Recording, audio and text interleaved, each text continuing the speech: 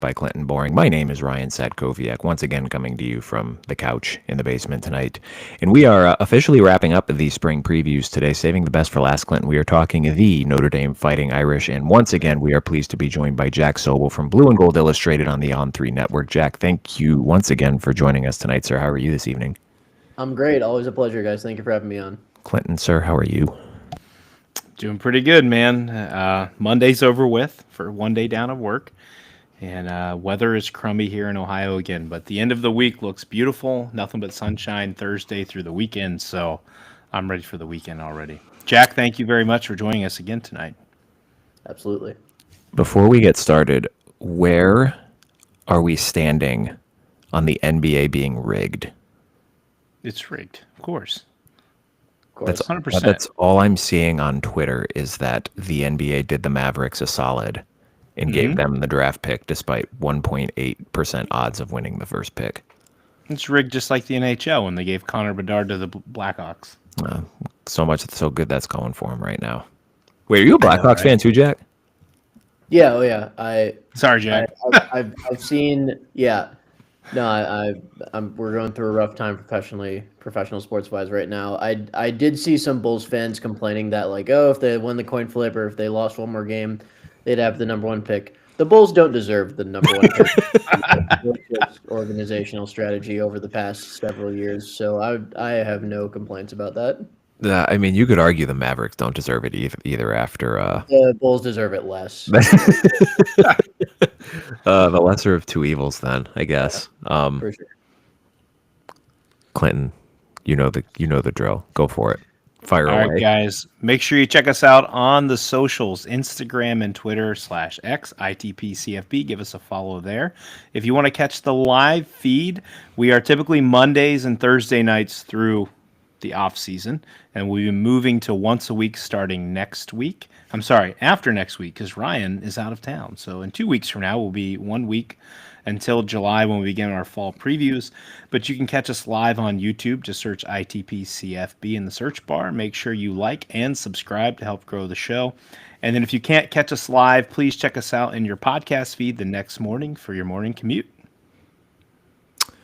So I always feel bad when we do these Notre Dame shows because, like, our deal is we are fans. We are not insiders. We don't know anybody except for the people who are kind enough to join us. And it's supposed to be informative, right? And I guess in this sense it is informative. But this stupid team occupies so much bandwidth within my brain that it's just like anytime we talk, Jack, I feel like I always have a plethora of questions to ask, whereas with these other teams, it's like, tell us about the quarterback, blah, blah, blah.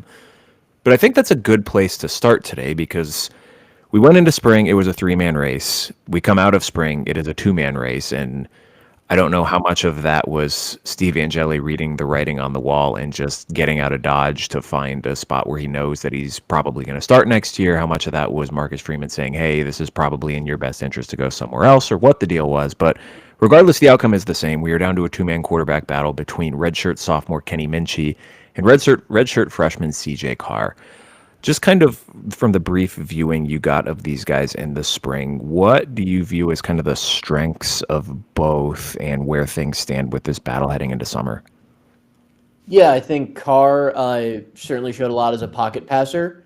He shows a lot of poise in the pocket, certainly more so than Angeli. I think that I've always thought that was the biggest advantage Carr had over Angeli. Minchey doesn't necessarily have as much poise in the pocket, but he has more of the ability to escape out of trouble, which I think, again, is a separator from him over Angeli. Carr certainly has the downfield accuracy. He can throw guys open. The question is whether he can go through protections and set protections and stuff like that. And obviously that's the question with any young quarterback. He's young, but he's got frankly every tool in the world you could ask for, besides maybe top tier athleticism. But I think he's athletic enough. Like he can get you 1 or 2 first downs a game on a zone read and another 1 or 2 first downs on a scramble. You're not going to ask him to run a ton. Whereas with Kenny Minchey, you're going to ask him to run a ton. Probably not as much as Riley Leonard, but he's athletic. He showed the ability to throw on the run this spring too, which was important for him. He made some plays throwing on the run. He showed some some downfield touch, which we haven't necessarily seen consistently from him before. And he showed the ability to throw from different arm angles. His arm elasticity, I think, is big. Like just the ability to throw from like different foot settings or different arm angles, that kind of stuff. So they both have good traits. A lot of people, both locally and nationally, are assuming that Carr is going to get the job. And if I had to guess today, I would also say Carr. But I don't think it's as cut and dry as a lot of people think it is. I think Kenny Minchey's put himself in a legitimate position to win this starting job, which I would not have thought possible before spring practice. I think, and you wrote a really good column about that aspect of it being the Kenny Minchey. He seemed just kind of like the forgotten man heading into this competition, and it's such a much more, at least from my perspective, watching this team, it's such a much more fascinating decision now because coming into it, we were just assuming it was going to be Carr or it was going to be Angeli, and you had two distinctly different kind of archetypes with that, where Angeli was more your kind of quote unquote game manager, as much as I hate using that term, but the guy who's steady, you can trust to come in and do the right thing, not make the mistakes. Maybe it's a little underwhelming at times, but it's also not catastrophic. Whereas with Carr, it's inexperience. You don't necessarily know what you're going to get. You have what's the Family Guy thing? Would you rather have the boat or would you rather have the mystery box? Give me the mystery box. It can be anything, even a boat. And that's kind of what it feels like. I mean, nationwide when you're talking about the young guys, but now you quite literally have two mystery boxes here at quarterback, and they both have slightly different strengths, like you just kind of touched on. At least, I mean, from your perspective now, covering this team after how the last couple of preseasons played out with the starter more or less being anointed, what are you kind of looking for or hoping to dig into over the next couple months leading into camp to kind of help prepare you to cover this battle? It's a good question. We're hoping to talk to. We're definitely going to talk to Marcus Freeman at some point this offseason, and hoping to talk to Mike Denbrock at some point. I would expect that to happen, but just I think the leadership aspect is an important headline. Like obviously from this position, it's important that you are a leader. One of the reasons that I was assuming it was like most others was assuming it was going to be Angeli or Carr was because we knew that Carr and Angeli had that leadership aspect. We didn't necessarily know that Kenny had it, but I think this spring, like you started to see and you started to hear some rumblings from people who would know like that hey, Kenny's taken some steps as far as competitiveness, as far as leadership. So it's those intangible things and like how the quarterbacks are setting up OTAs or unofficial OTAs, like just team activities that coaches aren't necessarily involved in. Just that kind of thing. Like if Kenny Minchey takes more strides makes more strides, I should say, in that area over the offseason, he'll give himself a better chance. Just the not necessarily off the field, but the intangible aspects of the competition, I think, will be important because they're obviously gonna want to decide this thing pretty quickly in fall camp. Mm-hmm. And arguably, I think the most important subplot to this quarterback discussion is how drastically different the protection is going to be heading into this year compared to what we were talking about last year. You're going into College Station, and the big talking point was this offensive line has 6 career starts, and they just played a season and a half of football, and it's now being billed as potentially the best offensive line in 2025. A little bit of a wrench thrown into it with Bree Lambert's injury. Many think he could potentially start at tackle for this team, but with his injury and potential lack of availability for summer, how do you see the line shaking out left to right heading into 2025? Honestly, like obviously Gerby's injury kind of solidified this, but I don't think he would have displaced Anthony Knapp and certainly not Emil Wagner, even if he was healthy. They like Knapp a lot more than the public thinks they do at left tackle. They think he's a natural tackle. He's only 6'4", but Joe Rudolph made sure to point out that's closer to the norm than people think it is because Notre Dame recruits all these 6'7", 6'8" offensive tackles. People don't realize the average size for an NFL tackle is 6'5". So they think Knapp has the arm length and the natural movement skills. I compare him a little bit to this guy's bigger, but Armand Membu coming into Mizzou, like played as a freshman. Everyone thought, eventually he's going to move inside. Never does. Ends up being a top 10 pick as a tackle. And I don't know if Anthony Knapp's going to be a top 10 pick, but I think he's got those tackle skills despite not having a traditional tackle body type. So Knapp at left tackle, Billy Strouth at left guard, Ashton Craig at center, Charles Jagasaw at right guard, and Emil Wagner at right tackle. All these guys have played and started from Notre Dame at different times and for different lengths of times. Jagasaw is a particularly interesting story because he started 2 games in his career and they were the Sun Bowl and the national championship.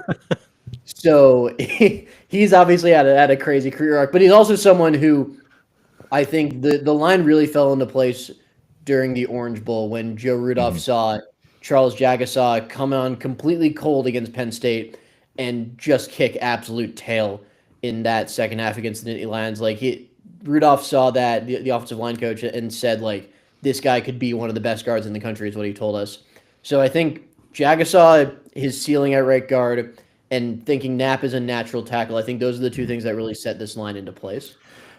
I think last season was kind of a drag on all of us following just in terms of the true marathon that it turned into being. And nothing, I don't think that really truly hit home how long last season was until he came back, because he tore his pec, the second day of fall August camp. 6th.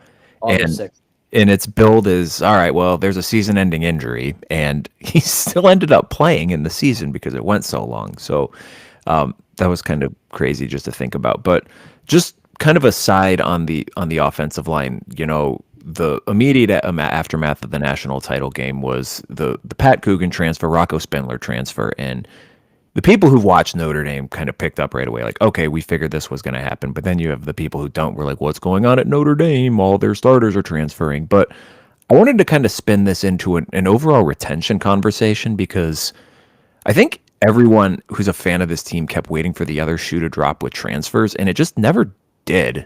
Like, you have the host of guys who left kind of right in the winter portal window when they had the opportunity. But then in the spring portal window, it was Angeli, a couple of walk-ons, Kennedy Urlacher, who was going to be a 3rd or 4th string safety at best.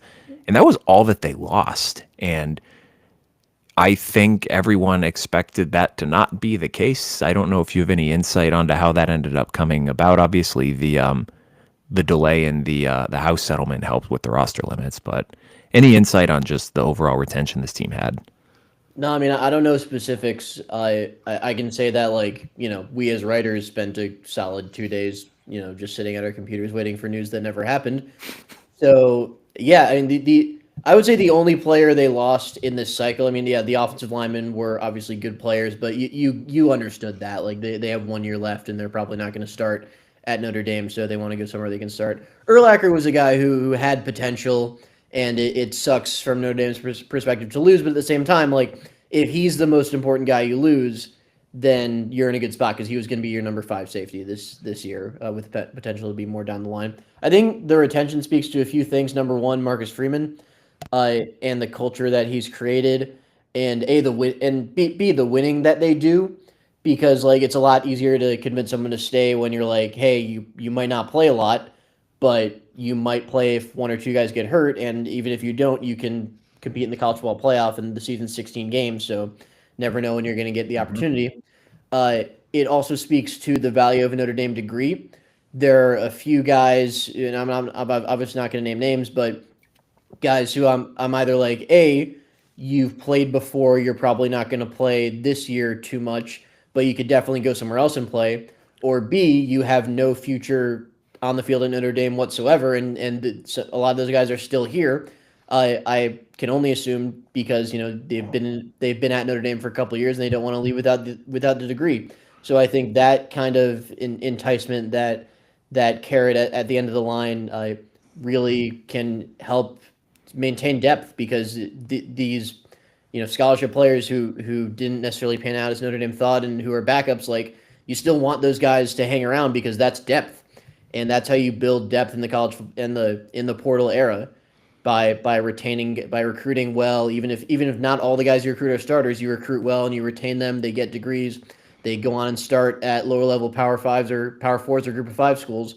But that they're an essential part of the program. And I think Notre Dame did a great job keeping a lot of those guys in the fold. Well, and then you get a real sad and unfortunate example coming out today about, hey, life after football is really important, with the Browns announcing that Owusu-Koramoah is going to be out for the year with his neck injury. So that's kind of one that hits a little too close to home, I think, for sure. But that's but it is a reminder of, hey, there's got to be more to the college experience than just football. Kind of transferring over to defense, a unit that carried this team through a lot of the early part of the season when the offense was kind of figuring things out. And I think a lot was kind of, obviously the secondary was really good, but they end up not. The loss is really not as bad as I think everyone thought it was going to be, just based on how the season played out, namely Benjamin Morrison missing most of the second half of the season, and you get a revelation in Leonard Moore being a freshman All-American. But I want to talk a little bit about replacing Xavier Watson, how he kind of took up the Kyle Hamilton mantle of the eraser on the back end of the defense. And it seems like they have a good, succession plan in place, but I'm curious your thoughts on the safety room and Adon Schuler's ability to ascend into that number one guy role, and who can kind of ascend into the complementary role that Schuler played pretty well last year. Yeah, there's a lot of talent there. Like you said, Schuler's a dog, but how does he operate without Watts? That's a question that he has to answer. And then beside him, like you have a solid floor there, like Jalen Stroman, who's done it before, assuming he's fine after the collarbone injury that cost him most of the 24 season and 2025 spring practice. You assume that's not a debilitating injury long term, that he'll be what he was before. So he's a good player. Then you got guys like Luke Talich, Tay Johnson coming up, who could rise to that third safety role that has gotten a lot of run at Notre Dame. And I know it's a new defensive coordinator, but they were really successful with that 3 safety package on third down. So those guys will get some run. But I don't really think that the how do you replace Watts question, that's something they can answer in fall camp. Like, that's something you have to see during the game, because like you said, Ryan, Watts erased so much on the back end, and some of it was stuff that you didn't even see. Like, he was the communicator that would get guys lined up and would go over and run over to players. Like, running over to Benjamin Morrison at corner was an example Al Golden told us, is like, hey, you got to do this, and that was a tangible effect he made on the game without making a tackle or an interception. So it's those kind of things that you're going to need to wait and see how Notre Dame replaces it.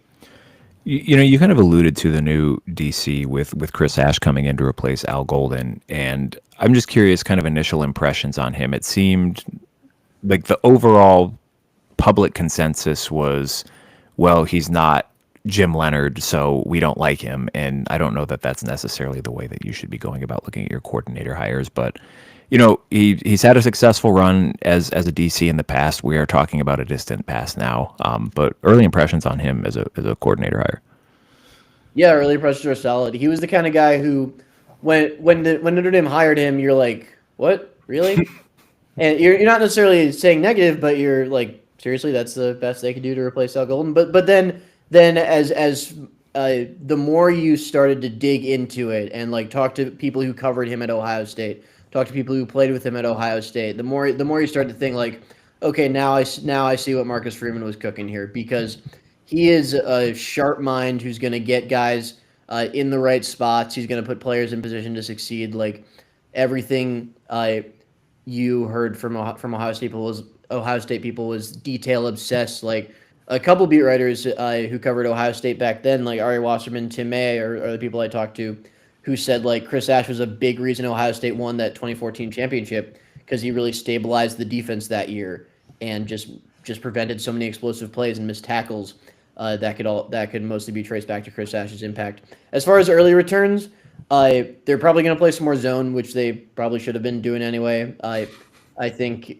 they kind of realized at the end of the season, like, they could get away with playing man all the time because their corners are better than the other team's receivers, but as soon as the talent gap was closed against Ohio State, then they're like, oh no, we don't really know how to play zone that well, and that I think cost them in that game. So they're going to play more zone. They're gonna line their edge rushers up a little bit wider in certain situations, is a wrinkle that they talked about.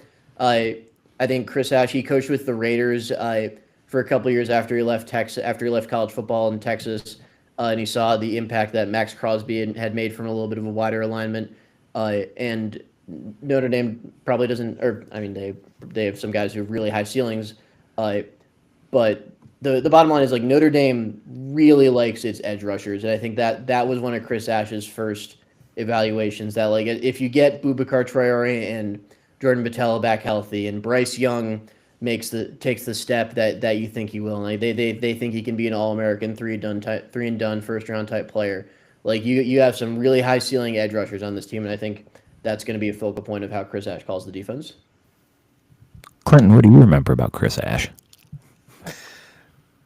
Led us to a national championship, Ryan. It's been a long time ago. There's been a lot of things in my life that's happened since the last time Chris Ash was there. Was it 2014? 11 years ago? Yeah, 2014. Yeah, you want to hear some? I talked to 3 players about Chris Ash. I talked to Duron Grant, Tyvis Powell, and Joshua Perry, the linebacker, who all said like Notre Dame players are going to think like this guy's a jerk at first, but then they're going to realize like, oh, he really knows what he's talking about, and he's going to call a great defense basically.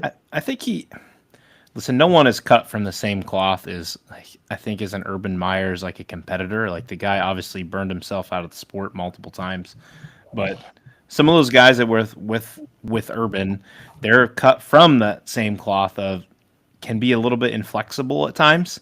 Kind of their way or the highway, and maybe that's kind of what Tyvis and them were alluding to start is like he's kind of set in his ways, but like trust him, do what he asks you to do, and you're going to be just fine.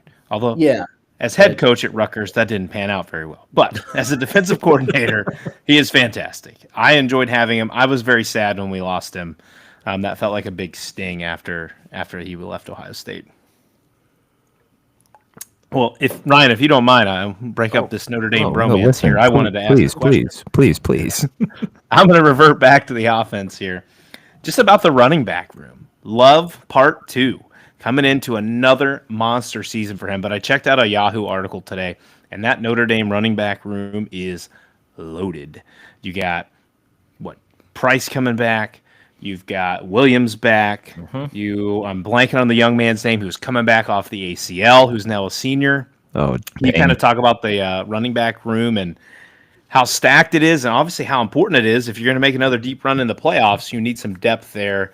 And final question on the running back spot is Jeremiyah Love going to win the Heisman?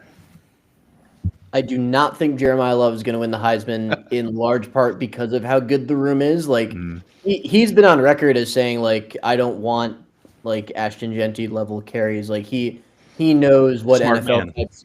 He's a smart kid who knows what NFL types look for, and he doesn't want to burn himself out. And I also think he knows he needs to be fresh for a 16-game season.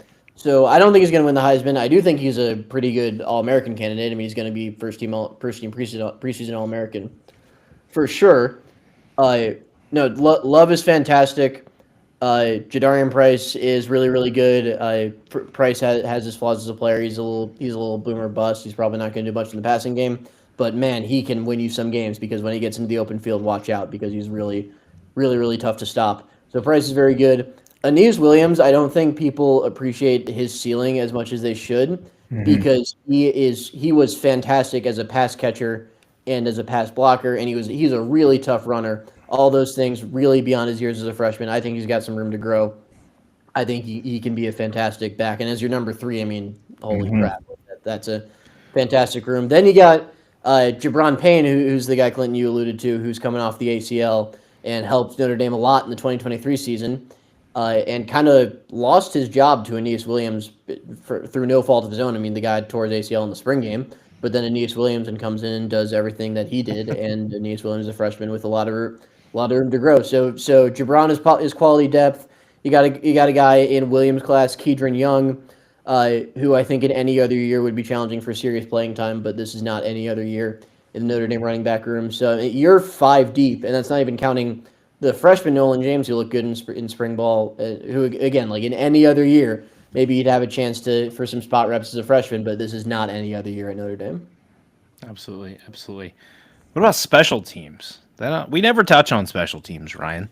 We never do. How does special teams look for Notre Dame coming into 2025? As far as like field goal kicker, Yeah. returners. So the returners are kind of in question. Like they lost Jaden Harrison, who had obviously had the kickoff return against Georgia. Before Harrison, Jadarian Price did it and was pretty good.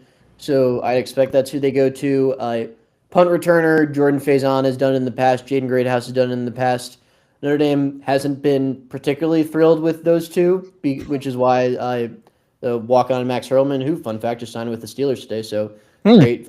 Yeah. He had a mini camp tryout and he got a contract out of it. So good for him. Great. Yeah, great for him. But so Hurlman was a punt returner last year after they kind of tried Faison and Greathouse and weren't thrilled with either. So those guys will get a shot. I'm curious if any of the newcomers can do it, like the super freaky athletic like corners, or maybe like a Dallas Golden type who's coming in the summer. Maybe make an impasse. But the bottom line is I'm curious if there's a wild card at punt returner or kickoff returner that we're not thinking about. But then at kicker, they brought in Noah Burnett from North Carolina, the annual grad transfer kicker. They also brought in a freshman who should probably take over next year, but I think it's Burnett's show for now. He, flubbed a 50-something yarder in the spring game when we saw him, but it's a kicker. He can't draw sweeping conclusions from one flubbed kick. And that punter, James Rendell, is back. And Rendell, no one talked about it at the time for obvious reasons. There's a lot else going on, but he was quietly excellent in the college football playoff. I think he had 9 punts at or inside the 20 after a really rough start to the season for him. But, you understand it. It was his first time ever playing organized football. So they're once again excited about him coming into this year. But this time I think they have a little more to back it up. Do you expect Freeman to be as aggressive at attempting to block punts this year? Or? Yeah. I think that's who he is. And they have Bryce Young back. Mm-hmm. Bryce Young, the 6'7", 260, 65, 70 pound defensive lineman who he's a top 50, I think a 5-star by one service prospect. And, to his everlasting credit, comes in and says, I want to play as much special teams as possible, and ends up being the team special teams player of the year. Right? That speaks volumes about who that guy is and why, even though he's raw as defensive end, that's a big reason why I think he's going to reach that potential at some point. I think it's a matter of when, not if, with him. But you still got him. He blocked 3 kicks. He came awfully close to a couple punts. And Notre Dame's got some other guys they can scheme up for potential blocks. So yeah, they're going to be there. And this goes for the fakes too. And the 4th down attempts, this is who Notre Dame is under Marcus Freeman, and I think it's only going to do wonders for the program. God, I don't remember what game it was. It might have been the Purdue game where he's flying down on kickoff coverage, and he ran right into the up back, but it was right after the camera had gone off of it. So all you hear is just like an explosion of pads clacking, and the crowd just goes, "Oh!" I would not want that man running downfield and hitting me. I don't think that would feel good. So a couple anecdotes about that. First of all, I was texting with a buddy who graduated Notre Dame the year before and was a student media guy who I got close with during the A&M game. And if through all that happened in the A&M game, one of our big conclusions was putting Bryce Young on the kickoff team is diabolical and he's going to at this point this year. And lo and behold, at Purdue, that happened. And the Purdue press box was, I think, the most soundproof press box that I've ever been in for some reason. And I think the 2 loudest sounds in that game were Bryce Young smacking that up back into the ground and the from the crowd that followed. That was wild. Oh, I will never forget that. That poor kid probably will never forget that either. I bet that was painful. Yeah. I want to kind of wrap up talking schedule, Clinton, unless you had any other roster questions, stuff. I could talk about this roster all day, but we'll spare everyone that. A lot was made about the schedule last year. It was not good. I think Pete Sampson called it the worst home schedule that he's covered in his 20-some-odd years on the beat. And I think that's still probably being a little charitable. And the exact opposite is going to be true this year. Your first 2 games are Miami, in Miami, where I guess up until the Orange Bowl, it's been kind of a house of horrors for Notre Dame. But I mean, that wasn't technically against Miami, so how much of that counts is, I guess, open to interpretation. But then you get the return trip from Texas A&M after that. So potentially two top 15 teams to open the season. What are you kind of looking at this schedule? It feels like it's kind of one of those where Notre Dame could be 10-2, 9-3, given the difficulty of it, and still be a pretty good team in a playoff contender. Yeah, there's some truth to that. It's important to note, I think, that they have a bye between Miami and A&M, which could be very helpful, particularly with a young quarterback, just to get whatever issue surfaced during the Miami game ironed out before your next big one. So so starting with the Miami game, like, that is so fascinating because on one hand, you have Notre Dame going on the road to play a Miami team that we think should be pretty good, and you got Notre Dame with a first-time starting quarterback and a new DC, so there are going to be kinks to be ironed out there. And then the other hand, you have Miami, who has the same problem Notre Dame had last year in that the transfer quarterback didn't practice in the spring, and Notre Dame fans know full well what the consequences of that can be. So those are two teams who I would think would get off to a slow start this season, and I have no idea who to pick in that game. Then after that, like, Notre Dame's probably favored unless they collapse or someone goes on like a miraculous run that we're not seeing. Like, Notre Dame should be favored in every game this season, but there are many more. What separates this year from last year is that there are a lot more of those, like, you should win, but you better play well or you'll lose type of games. So they need to be on it every week, which in their defense last year they were post NIU. They need that same post NIU edge. Like, Notre Dame needs to go into every game thinking like you're playing the best team in the world, because that's how you need to operate every week as a top program. And I think they really learned that lesson last year, but I thought they learned that lesson against Marshall, and they didn't. So that's something that they need to carry into this season.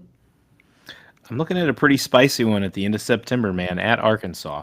You've already went through the gills of at Miami, home against A&M. So you get an ACC, your second SEC battle. Listen, you're coming off of Purdue. Again, I expect Notre Dame to run for probably 600 yards in that game. Sorry, Purdue.